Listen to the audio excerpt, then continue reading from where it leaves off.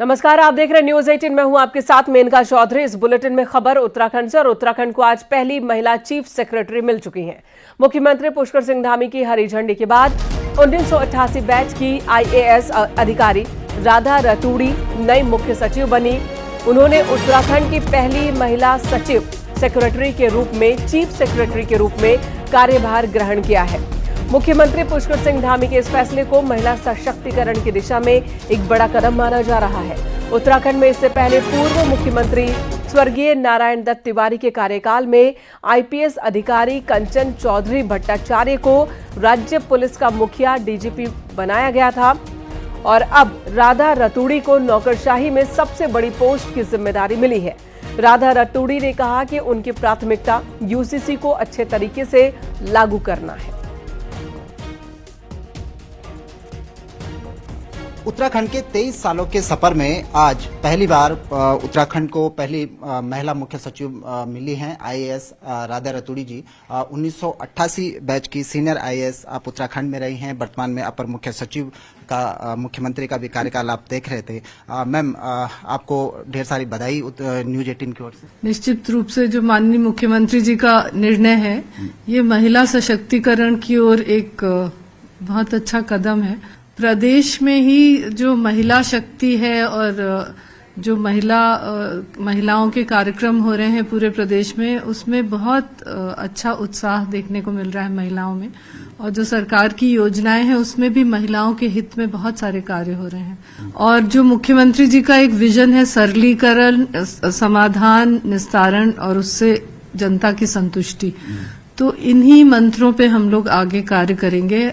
जो मुख्यमंत्री जी की जो सरकार है उसके साथ हम लोग पूरे सहयोग से, ब्यूरोक्रेसी पूरे सहयोग से काम करेगी। आप थी राज्य की पहली मुख्य सचिव राधा रतूड़ी जी। आपने बताया कि जिस तरह से उनका एक लंबा सफर रहा है मुख्य सचिव बनने तक, साथ ही साथ वो कहते हैं कि जो उनका अगला टारगेट होगा, कि जो प्रधानमंत्री और मुख्यमंत्री ने कहा है कि ये दशक उत्तराखंड का दशक होगा, वो इस दिशा में पूरी तरह से काम करेंगे। कैमरा पर्सन दीपक उपाध्याय के साथ सुनील नौपरवात, न्यूज 18 देहरादून।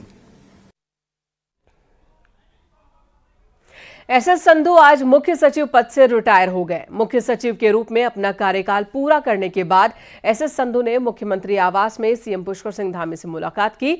मुख्यमंत्री ने संधू को उज्जवल भविष्य की शुभकामनाएं दी और राज्य सरकार के कामकाज में उनके सहयोग के लिए धन्यवाद भी दिया।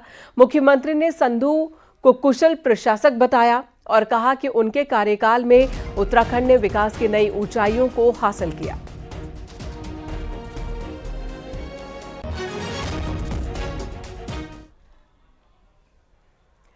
इधर मुख्यमंत्री पुष्कर सिंह धामी ने आज CM हेल्पलाइन 1905 और इंटीग्रेटेड कमांड और कंट्रोल सेंटर की व्यवस्थाओं का औचक निरीक्षण किया।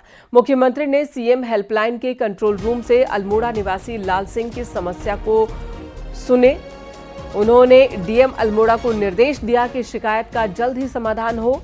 लाल सिंह ने CM हेल्पलाइन पर शिकायत की थी कि खाद्य विभाग ने बिना किसी जानकारी के उनका राशन कार्ड रद्द कर दिया है।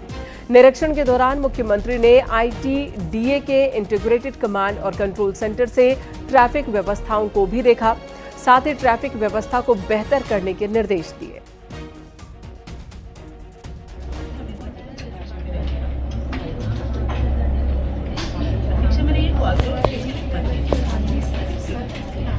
नमस्कार, बताया आपने कार्ड के बारे में। आपके द्वारा CM हेल्पलाइन में शिकायत दर्ज कराई गई थी राजस्व विभाग से संबंधित। 1905 में इससे पहले भी किया है।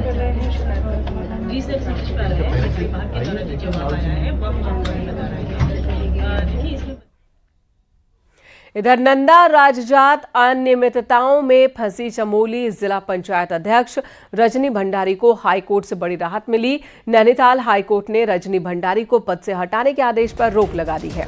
हाईकोर्ट ने सरकार के 10 जनवरी के उस आदेश पर रोक लगाया जिसमें उन्हें पद से हटा दिया गया था। सरकार के इस आदेश के खिलाफ रजनी भंडारी हाईकोर्ट पहुंची थी। अब हाईकोर्ट से राहत मिल गई है। आपको बता दें, 2012-13 के दौरान रजनी भंडारी पर राजजात के कामकाज में अनियमितताओं के आरोप लगे। रजनी चमोली के कांग्रेस विधायक राजेंद्र भंडारी की पत्नी है।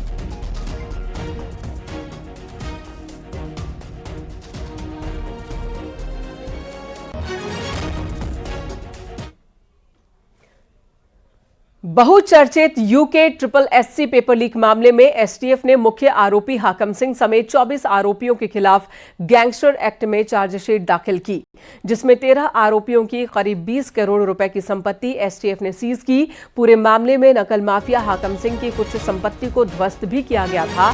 ये वो संपत्ति थी जिसे आरोपियों ने पेपर लीक मामलों से हासिल किया, जिसमें सबसे ज्यादा रामनगर के व्यापारी चंदन मनराल और इसके बाद उत्तरकाशी के हाकम सिंह की प्रॉपर्टी मिली है।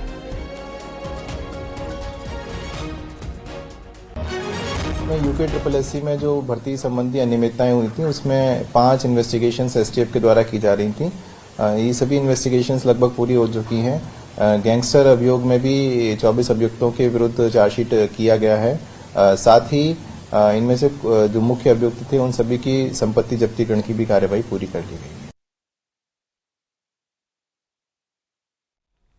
देहरादून पुलिस ने प्रतिबंधित नशीले कैप्सूल का कारोबार करने वाले शातिर नशा तस्कर को गिरफ्तार किया। तस्कर के पास से 3200 नशीले कैप्सूल बरामद किए गए। आरोपी हरिद्वार के कनखल में मेडिकल स्टोर से इन कैप्सूल्स की खरीदारी करता था, फिर देहरादून में छात्रों और मजदूरों को बेच दिया करता था। डोईवाला पुलिस ने चेकिंग के दौरान एक गाड़ी को रोका और उसी गाड़ी से आरोपी के साथ नशे के ये कैप्सूल्स बरामद हुए। आरोपी शाहनजर से पुलिस पूछताछ कर रही है, पूरे गिरोह के खुलासे में जुटी है।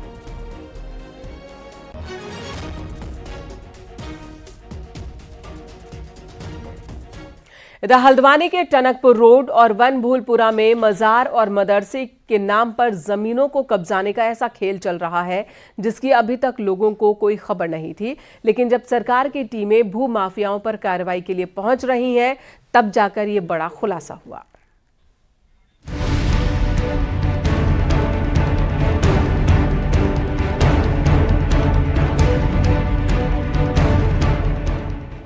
कब्जा ले लिया मैंने, कब्जा ले लिया मैंने। अब आप लोग बाहर आइए, अब आप लोग बाहर आइए। चलिए बाहर निकालिए, बाहर निकालिए, बाहर निकालिए, बाहर निकालिए भाई, सरकारी जमीन है।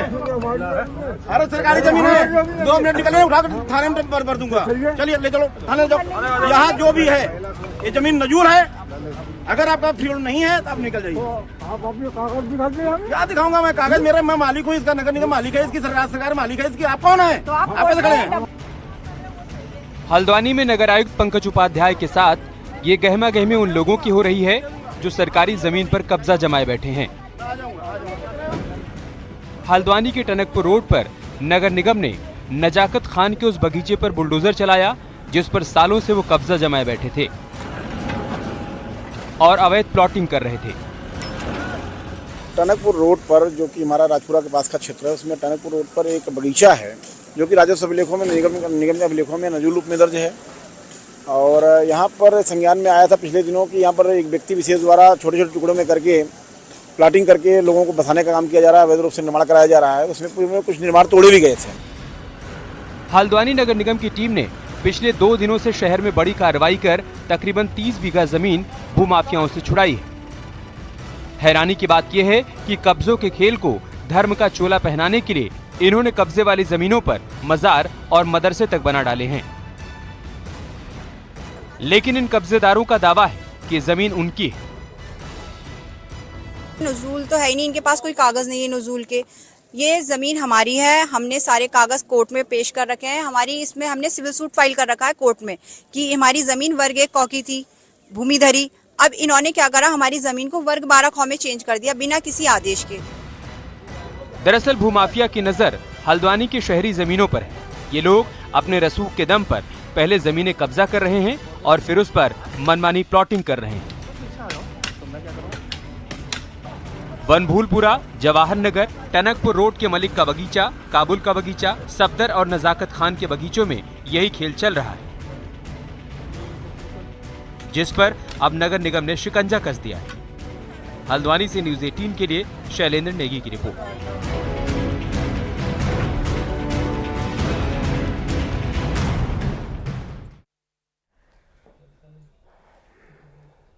उद्यान घोटाले के आरोपों में घिरे पूर्व निदेशक हरमिंदर सिंह बावेजा का क्या होगा, इस बात को लेकर सरकार और शासन उलझन में है। दरअसल बावेजा को फरवरी 2021 में डेपुटेशन पर हिमाचल प्रदेश से उत्तराखंड लाया गया था। 3 साल का ये कार्यकाल 31 जनवरी 2024 को पूरा हो चुका है और हरबिंदर सिंह बावेजा जून 2023 से सस्पेंड चल रहे हैं। उद्यान घोटाले की सीबीआई जांच में बावेजा से भी पूछताछ होनी है, लेकिन अब सरकार के सामने सवाल ये है कि कैसे बावेजा को उत्तराखंड में रोका जाए, क्योंकि डेपुटेशन खत्म होने पर बावेजा वापस हिमाचल प्रदेश लौट जाएंगे, जहां वो YS परमार यूनिवर्सिटी में नौकरी करते हैं, जबकि उत्तराखंड में वो निदेशक रहकर सवालों में घिर चुके हैं। अब जहां उसकी जगह होगी वहां जाएगा, क्योंकि सीबीआई इंक्वायरी चल रही है, कार्यकाल उनका समाप्त हो गया है। सीबीआई का जो फैसला होगा उसके अनुरूप सरकार काम करेगी। राज्य की सरकार ने जानबूझ करके उनको मैनिपुलेशन का टाइम दिया है, उनको तमाम इस तरह की पहली बार हमने देखा है कि एक मामले में सीबीआई की जांच के लिए हाईकोर्ट का आदेश हो रहा है और सरकार सीबीआई की जांच के खिलाफ, सीबीआई की जांच ना हो इसके लिए सुप्रीम कोर्ट में जा रही है। और अब बात करते हैं मौसम की। तो पहाड़ों पर फाइनली बर्फ की बहार आ चुकी है। ऊंचाई वाले इलाकों में सुबह से ही बर्फबारी हो रही है और देर शाम बाद बर्फ गिरने का सिलसिला और तेज हो गया। बद्रीनाथ धाम की ये तस्वीर हम आपको दिखा रहे हैं, जहां पर लगातार स्नोफॉल हो रहा है। बर्फबारी के बाद धाम का नजारा बेहद खूबसूरत हो चुका है। निचले इलाकों में भी बादल छाए हुए हैं, जिससे निचले स्थानों पर बारिश और बर्फबारी की संभावना बनी हुई है। ऊपरी इलाकों में बर्फबारी के बाद निचले इलाकों में बारिश का इंतजार किसान कर रहे हैं।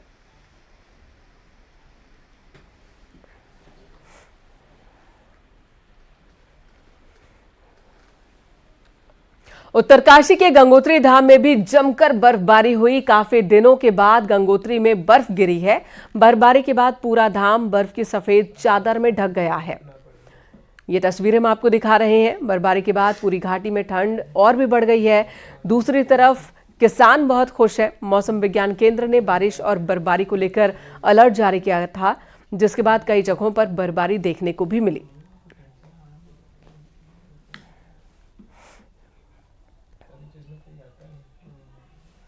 उत्तरकाशी के गंगोत्री, यमुनोत्री धाम समेत मुखबा, हर्षिल जैसे ऊंचाई वाले क्षेत्रों में बारिश के साथ ही बर्फबारी हुई, जबकि जिला मुख्यालय समेत आसपास के क्षेत्रों में हल्की बूंदाबांदी हुई, जिससे समूचे जिले में ठंड बढ़ गई है। बारिश के कारण वातावरण में फैली धुंध भी काफी हद तक छट गई है, जिससे आम लोगों ने अब राहत की सांस ली। बुधवार सुबह मौसम ने करवट ली और गंगोत्री, यमुनोत्री धाम समेत ही हर्षिल, धराली, मुखबा समेत आसपास की ऊंचाई वाली पहाड़ियों पर ये बदलाव देखने को मिला है। निचले इलाकों में बादल छाए होने के साथ साथ हल्की बूंदाबांदी भी हो रही है।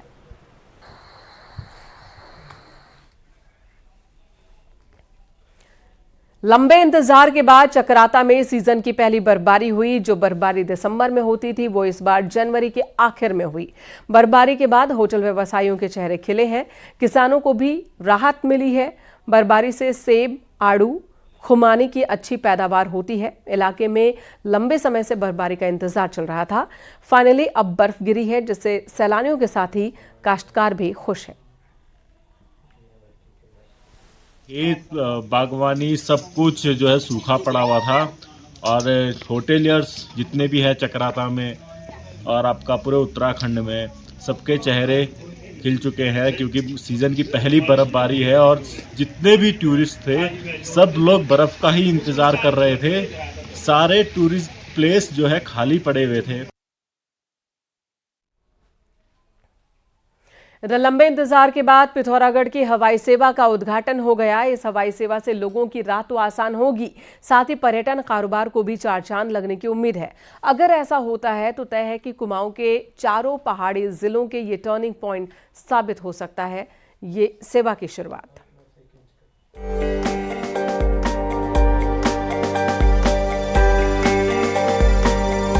मंगलवार को सीएम पुष्कर सिंह धामी ने पिथौरागढ़ से देहरादून के बीच हवाई सेवा का उद्घाटन किया। इस हवाई सेवा के जरिए जहां 12 घंटे का सफर सिर्फ 1 घंटे में तय हो जाएगा, वहीं पर्यटन कारोबार भी बढ़ेगा। असल में बीते साल पीएम नरेंद्र मोदी ने यहां पहुंचकर आदि कैलाश के दर्शन किए थे, जिसके बाद आदि कैलाश के साथ ही पार्वती ताल, ओम पर्वत और नारायण आश्रम जाने वाले सैलानियों की संख्या में काफी इजाफा हुआ है। ऐसे में रेगुलर हवाई सेवा शुरू करने से ये संख्या कई गुना बढ़ सकती है। सीएम धामी को भरोसा है कि हवाई सेवा के जरिए पर्यटन कारोबार नए कीर्तिमान स्थापित करेगा। पिछले दिनों माननीय प्रधानमंत्री जी की यात्रा थी। उस यात्रा के बाद लगातार देश दुनिया के पर्यटकों का, धार्मिक दर्शन करने वाले लोगों का रुझान और आकर्षण तेजी से यहाँ के लिए बढ़ा है। तो आने वाले समय में पर्यटकों के लिए और स्थानीय लोगों के लिए, सभी के लिए आसानी होगी, सरलता होगी और हमारे यहाँ पर लोगों का जहाँ पर्यटन बढ़ेगा। पिथौरागढ़ के साथ ही हवाई सेवा अल्मोड़ा, चंपावत और बागेश्वर के लिए भी खासी फायदेमंद साबित हो सकती है। प्लेन की मदद से जहां धार्मिक पर्यटक अल्मोड़ा के जागेश्वर और चितई जैसे धामों में आसानी से पहुंच सकता है, वहीं बागेश्वर की राह भी चंद घंटों में तय हो जाएगी। इससे न सिर्फ पिथौरागढ़ से कनेक्टिविटी की सुविधाएं बढ़ेंगी, वरन अल्मोड़ा, बागेश्वर, चंपावत इन जिलों को भी इससे फायदा मिलेगा। और जिस तरह से हमारा लोकल टूरिज्म यहाँ बढ़ रहा है, ओम पर्वत और आदि कैलाश का, निश्चित ही दिल्ली, बॉम्बे और मेट्रो सिटी से जो आने वाले लोग हैं उनके लिए कनेक्टिविटी बहुत अच्छी होगी और पिथौरागढ़ की इकोनॉमी बढ़ेगी। कुमाऊं के चारों पहाड़ी जिलों में दर्जनों पर्यटन स्थल हैं, जहां जाने की चाह हर सैलानी की रहती है, लेकिन अब तक कठिन पहाड़ी सफर सैलानियों की राह का सबसे बड़ा रोड़ा साबित हो रहा था। ऐसे में पिथौरागढ़ की हवाई सेवा जहां कुमाऊं में पर्यटन कारोबार को परवान चढ़ाएगी, वहीं हजारों लोगों के लिए रोजगार के दरवाजे भी खोल देगी। न्यूज़ 18 के लिए पिथौरागढ़ से विजय वर्धन उप्रेती की रिपोर्ट। आगे बढ़ेंगे, पहाड़ की 10 बड़ी खबरों पर नजर डालेंगे पहाड़ टॉप 10 में। श्रीनगर पुलिस ने 2 आरोपियों को देहरादून से गिरफ्तार किया। इनके खिलाफ कई मामले दर्ज हैं। पिछले लंबे वक्त से ये फरार चल रहे थे। रुद्रप्रयाग के तिलवाड़ा माइली रोड पर सड़क हादसे में कार बेकाबू होकर खाई में गिर गई, जिसमें एक शख्स की मौके पर ही मौत हो गई, जबकि एक जख्मी हो गया। बागेश्वर के सोराग गांव के ग्रामीण सड़क और पुल के लिए तीसरे दिन भी डीएम कार्यालय में धरने पर डटे रहे। मांग पूरी नहीं होने पर लोकसभा चुनाव के बहिष्कार की बात कही। नशा नहीं रोजगार दो आंदोलन की 2 फरवरी को 40वीं वर्षगांठ, जिसे उत्तराखंड परिवर्तन पार्टी समेत कई संगठनों ने धूमधाम से मनाने का फैसला किया। ऋषिकेश नगर निगम में प्रशासक बैठने के बाद नगर आयुक्त शैलेंद्र सिंह नेगी ने दूसरे हफ्ते भी शिविर लगाए, जिसमें कई लोग नगर निगम से संबंधित शिकायत लेकर पहुंचे। बागेश्वर तहसील परिसर में निःशुल्क स्वास्थ्य शिविर का आयोजन किया गया, जिसमें डॉक्टर्स ने जिले में कार्यरत कर्मचारियों, पीआरडी जवानों का जांच कर दवा मुफ्त में वितरित की। अल्मोड़ा में शक्ति बंधन योजना के लिए बीजेपी दफ्तर में एक सेमिनार का आयोजन हुआ, जिसमें घर घर जाकर महिलाओं के लिए लागू योजनाओं को लाभ दिलाने का लक्ष्य दिया गया। बागेश्वर के बागनाथ मंदिर में माघ के महीने में माघी खिचड़ी का आयोजन चल रहा है। हर दिन सैकड़ों की संख्या में श्रद्धालु प्रसाद लेने पहुंच रहे हैं। अल्मोड़ा में 100 से अधिक अमृत सरोवर बने हैं, जिसके चलते डीएम ने संबंधित विभागों की बैठक ली और सभी सरोवरों को पर्यटन से जोड़ने के निर्देश दिए। बागेश्वर में शाम को सर्दियों के सीजन की पहली बारिश हुई। बारिश होते ही अचानक ठंड में बढ़ोतरी हुई।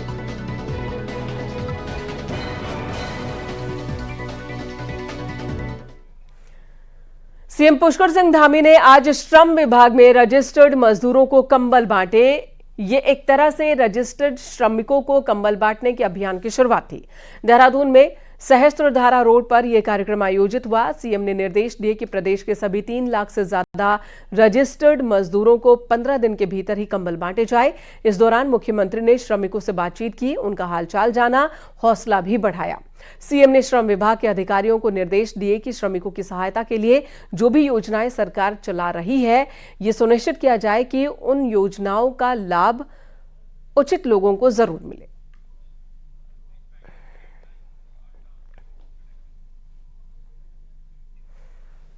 उत्तराखंड के यूसीसी ड्राफ्ट की चर्चा देश भर में हो रही है। अब सूत्रों की माने तो ड्राफ्ट में लिव इन रिलेशनशिप को भी कानूनी दायरे में लाने के लिए बड़े प्रावधान किए गए हैं, जिसका इंतजार हो रहा है।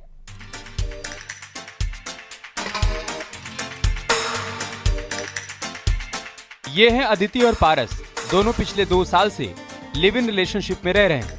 अदिति के घर वालों को दोनों के रिलेशनशिप से कोई समस्या नहीं, लेकिन नैनीताल के रहने वाले पारस के पेरेंट्स उनके साथ रहने के सख्त खिलाफ हैं। यही कहानी साथ रह रहे हरियाणा के सौरभ और देहरादून के रहने वाली सुमी की है। अब इन दोनों जोड़ों को बेसब्री से इंतजार है यूसीसी का। चर्चा है कि यूसीसी के तहत लिव इन रिलेशनशिप को भी कानूनी दायरे में लाया जाएगा। लिव इन में रहने वाले जोड़ों को अब ऑनलाइन पोर्टल पर रजिस्ट्रेशन करवाना होगा। 18 से 21 उम्र के जोड़ों को इसके लिए माता पिता का परमिशन लेटर अपलोड करना होगा। ये इनिशिएटिव जो यूसीसी के द्वारा लिया गया है, इसमें एक चीज, अगर जो कपल साथ में रह रहे हैं अगर वो प्रॉपर रजिस्टर्ड हो जाए, जिसकी वजह से जो है ना लड़का उसे छोड़ के जा सकता है ना लड़की उसे छोड़ के जा सकती है, तो ये बहुत अच्छा इनिशिएटिव है। हम लिविंग रिलेशन में हो तो ये रजिस्टर्ड होना चाहिए, क्योंकि एक दूसरे को छोड़ के ना जाए। अगर छोड़ के जाए तो एक उस जाए जैसे डिवोर्स होता है कि सबको पता चले कि हाँ साथ में था। उत्तराखंड सरकार या जो भी गवर्नमेंट है अगर ये रूल्स लाती है कि कोई भी साथ रहे तो उसको रजिस्ट्रेशन मिले, पूरा हक मिले एक साथ रहने का, तो ये हर कम्युनिटी के लिए बहुत अच्छा होगा। पिछले कुछ सालों में लिव इन का ट्रेंड देश भर की तरह उत्तराखंड में भी बढ़ा है। राज्य महिला आयोग के आंकड़े बताते हैं कि इतनी ही तेजी से लिव इन रिलेशनशिप में अपराधों का ग्राफ भी बढ़ा है। ऑनलाइन रजिस्ट्रेशन के बाद इस तरह के मामलों को जहां इंस्टीट्यूशनल रूप मिलेगा, वहीं विवाद की स्थिति में इसे कानून के दायरे में लाना भी आसान होगा। ऐसे में लिव इन रिलेशनशिप में रह रहे लोगों को भी यूसीसी के ड्राफ्ट का बेसब्री से इंतजार है। देहरादून से भारती के साथ सुनील नवप्रभात की रिपोर्ट।